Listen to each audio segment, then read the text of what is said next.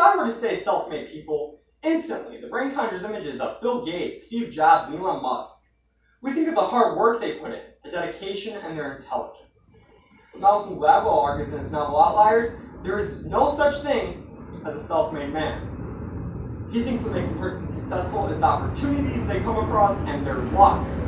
He believes that dedication, hard work, and intelligence are all important things, yet he insists no one can make it alone. Not the most brilliant geniuses, not the hardest workers, not even the most dedicated will make it big without big breaks. This novel challenges the fundamental beliefs of success in our world today. It stresses the environment that cultivates success, not the successful people themselves. As Gladwell states in an interview, we've been looking at tall trees, and I think we should have been looking at the forest. Yet, don't despair in this outlook. Gladwell means not to suggest that success is out of one's control, but rather to say that by accepting that success can result from arbitrary advantage, we can spread around more arbitrary advantage and therefore create more successful people. To get what I mean, we'll look at the two parts of this novel, opportunity and legacy. If we want to understand Gladwell's formula and how it can help more individuals find success, we'll examine an example from each part. In terms of opportunity, we'll look at hockey players. It is surprising to see a disproportionate amount of professional hockey players are born in the first months of the year. The reasoning, however, is simple. Hockey is hierarchical in Canada and Europe. As early as age 9, players are separated by ability and age. The cutoff date for age is January 1st. Looking at 9-year-olds, the best are really the most mature. The oldest, the ones born in the early months of the year. They're the biggest and the strongest, the toughest. Traits vital in hockey. Players born in later in the year can make it big, yet they are fighting against their youth. A few months is vital growing time before age of 10. Now comes what is called a cumulative advantage, or the Matthew effect. The kids selected by trainers were a little bit better at 9, but now they receive the best training and the best attention. And in a few years they get sorted again, the best receiving the best training and the best attention. It slowly adds up until the kids that were a little bit better at first are now at the top. But here's where Gladwell's view becomes empowering. If a second cutoff date were set at, say, July 1st, and maturity and skill become more differentiated, the number of elite hockey players could double. No longer is a player born in November struggling to catch up. More opportunity has been created. More league pros exist, and teams will form to take up the remainder of the talent. This is called league expansion. It hasn't happened on a grand scale in a long time due to the failure to address the true cultivation of success. We can create more successful players, in this case, if we accept that what seems arbitrary actually makes a big difference.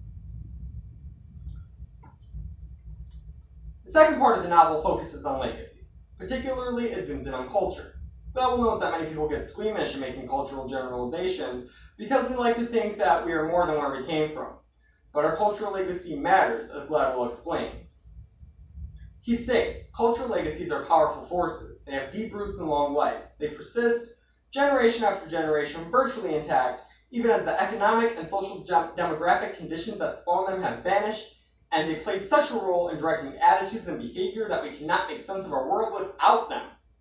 He goes on to say, can we learn something about why people succeed and how to make people better at what they do by taking cultural legacies seriously?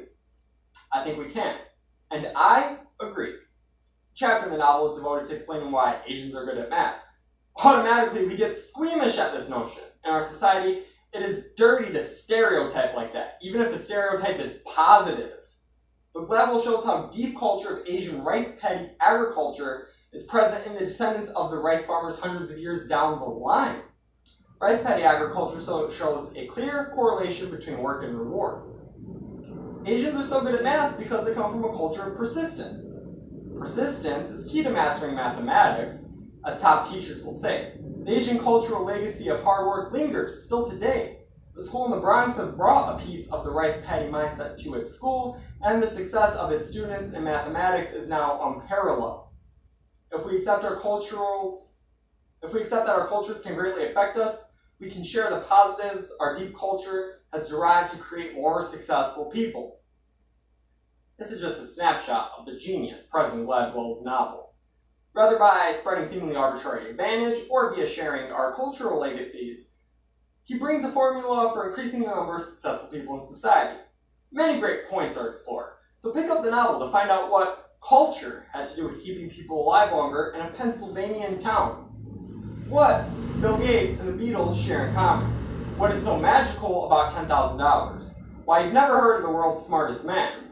Why successful old-school lawyers in New York are mostly Jewish? Why Southerners tend to be aggressive? Why IQ stops to matter after a certain point and other factors start to weigh in? What countries crash a lot of planes and how we can help them clean their act up? And why a woman from Jamaica made it to America by the grace of luck and her son would become a best-selling author in psychology.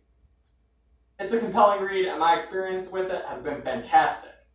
I can do no more than to give Gladwell the greatest compliment an author can receive. He makes us think.